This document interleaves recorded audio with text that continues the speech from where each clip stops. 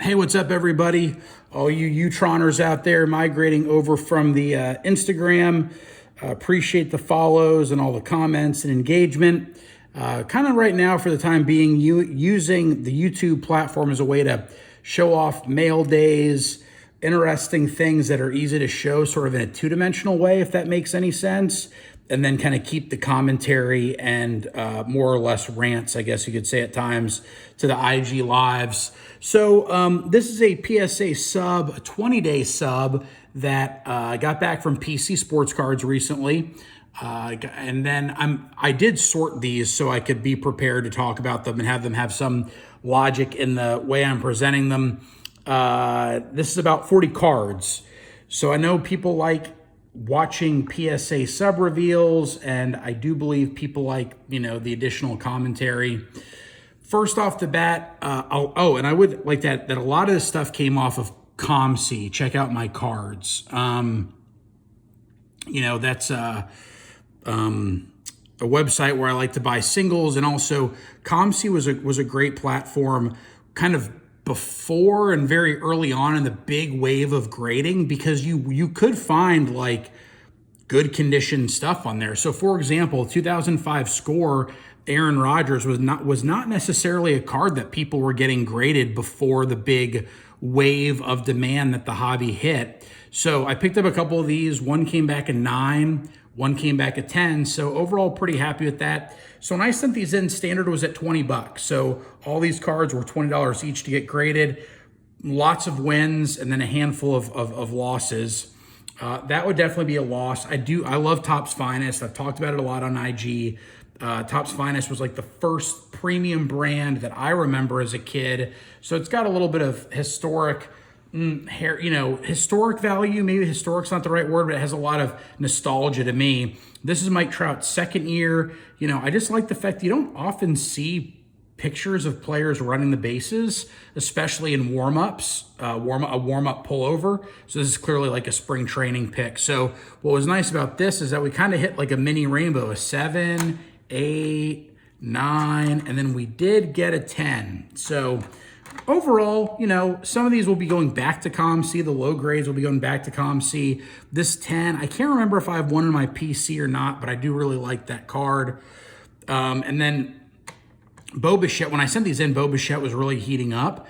And so that's why these went into a standard, but it was not the most successful of, and then there's a Joe Burrow. So the Bichettes, I'm assuming these are worth more than $20, hopefully. I literally have no idea, so I apologize for that ignorance. So anyway, so maybe the Bichettes were a bad idea. Maybe they're a good idea. But I know if they were 10s, that would have been phenomenal to get them back, especially if they would have come back in, 2 months, 3 months ago. Joe Burrow, Mosaic. Again, I've got mixed feelings about Mosaic. Some days I love it, some days I hate it. But again, this is a card that I think, with it being a 9, but it being a parallel, there's someone who, when I sell this, they're gonna time their sale and they're gonna do well with this. So, like to reiterate the fact that I think it's a good time for certain collectors to be selling certain cards. I really don't have the patience or bandwidth to sort of manage a card of this nature and try to perfectly time selling it. So I'll probably give it up too cheaply. Someone who's savvy and spending a lot of time managing cards in the $20 to $100 range, they're able to pick up lots of great inventory right now. So while we talk a lot about the dip and that's sort of depressing, it's also creating a lot of opportunity. For me, I'm looking at it as a chance, like, look, let me just really consolidate and focus on what I love. And that's going to provide opportunities for someone to cherry pick this and make a few bucks off of by managing it correctly. So kind of my spiel about the market. And then here's some more Mosaics. I think there were some surface scratches here, but it's always fun, if not funny, to get a PSA 6 on a modern card. So there's a 6, there's a 9, there's a 9, and then I think we hit a couple 10s. Now, obviously, these 9s and these 6s are not worth $20, so that was sort of taking the L there, as you young people like to say. I don't know, the 10s, again, it's one of those things where, maybe I'll send them up to ComC and kind of gamble on them, send them to Star Stock and, hope for a hot stretch of games for him, and, then hopefully sell it. The Reactive Orange is a card I do like in general. I love this Jaw card because he's wearing that throwback uniform, and I think that kind of aqua teal with that orange, I just think that like in 10 years looking at this card, we're going to be like, wow, that was a pretty interesting design. So I've got one of these in my sort of, not the PC card case, but sort of the auxiliary case. Next up are some cards that are very condition sensitive, but I got lucky with some of these singles off of ComC. Tony Hawk rookie, which, I think that he's the GOAT of skateboarding, and I think that we're seeing a lot of people being interested in F1 cards. I certainly have an affinity for Tony Hawk for two reasons. One, because his video game on PlayStation was unbelievably fun and popular, but also I met him one time when I was an autograph chaser, and he was beyond cool. So this also begins, I've never gotten so many 8.5s in a sub. So that to me was certainly a interesting trend. 3 8.5s right there. And then I did get a 9. It would have been nice to get a 10, but so that 9 will hang out in the PC. The other stuff, I don't know if it's worth 20 bucks. Hard to say. I know the pop on those are low because not many idiots like me were sending them in. And then these I know came off of ComC. I sort of just kind of got in this mindset of trying to find serial numbered cards. And these cards were, super cheap. Like I think probably $3 or $4, numbered in 99. I liked the throwback design. I like Panini Classics as a design in general. I've got a Luka Classics rookie that came out of the Chronicles box, which I just really liked. I just like this, the pennant. I think the colors are kind of cool. Now, 8.5 is certainly just an odd grade. I almost wonder if an 8 would have been better because 8.5 is just such a rare grade. But again, I don't know if these were worth the 20 bucks after all, getting them graded. If they would have 10'd, they certainly would have been. So bit of a gamble. And then this was another 8.5. I really, I don't know what the standard is. Let me take a look at the back here. Now this is numbered to 99. I guess that's a soft corner. The centering actually on the back doesn't look that bad. And usually with like scope designs, you don't get hit on the surface issues because they're hard. Maybe that's a... Anyway, lots of 8.5s. 8.5s is baffling. Here's a 9, and I think I like this neon green just because of the way we think of the Seahawks uniforms. I generally really don't like pulsar designs. I generally don't like atomic refractor designs. I think it's a little distracting, but because of the nature of the Seahawks uniform, I felt that this was a pretty cool card. Now, the Walmart parallel, Jose Altuve, this would have been a monster if it came back a 10. Obviously, lots of mixed feelings about Altuve. I like the guy for a handful of reasons. Every time I've met him and had an encounter with him, he's been beyond gracious. He actually mailed me a bat last year. I should probably tell that story. Anyway, this is a PC card. I don't mind it being a 9 since this one's definitely going in the PC. So, and then Brett Rypien, I guess I bought this off of ComC, and the logic is like have this on deck in case this guy like emerges into a starting role because of an injury and then throws for 400 yards. I can't imagine there's many of these graded. So, this was definitely sort of a gamble. I probably didn't pay much on ComC. Sort of a silly card to have. Definitely something that someone who's a better speculator. I don't think I'm a great flipper relative to how good some people are at buying a $25 card, sitting on it for the right moment and getting 50. Kudos to those guys who do that. But it is what it is. Here it is. It's in the collection. It's in the stack. I'm probably going to send it back to ComC or Star Stock. Now, Dak is a guy I actively targeted. I just think that the upside with him, and again, please, this is not investment advice. This isn't even card buying advice. This is my perspective on what I'm doing within the hobby. Please always be careful with what you're doing. Please be respectful and responsible about your own budget. So that's kind of my 2 cents. But let's face it, if the Cowboys manage to win a Super Bowl, whoever's at the helm of that team becomes, an immortal in the card collecting world. So this was a BGS 9.5, and it's numbered to 149. And again, you got the blue with America's team. So thrilled that these came back 10s. And then another card that I've graded a few times without a lot of luck. I haven't had a lot of luck with the 2016 Prism DAC. So these feel like pretty nice wins. These DACs coming back like this. So that was nice. Now we're going to move on to the final cards. Are some sort of random kind of PC cards, but then there is a big dog card that has a story tied to it at the very end. So 2004 Flair LeBron. I did not remember this design. I was completely unfamiliar with it. And I saw it on ComC one day and I was like, that's a cool looking design. It's going to have issues along these edges. Anytime there's like a white and then a color, anytime there's a separation of color on the border, right? So we go from a white to a bronze. Anytime you have that kind of ink interchange on a border that bleeds all the way to the edge, you're going to have, issues. But happy with the 9, really like that picture. Think it's a great card for what I paid. And again, that's going to go in I've got a little box of LeBron cards, so that's going to live there.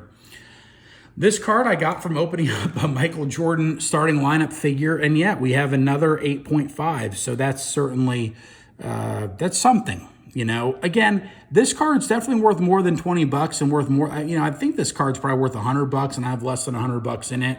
But again, this is going in my box, not my PC card case. Although I do want a starting lineup card for my 100 card PC case. I just don't think that this will be the one.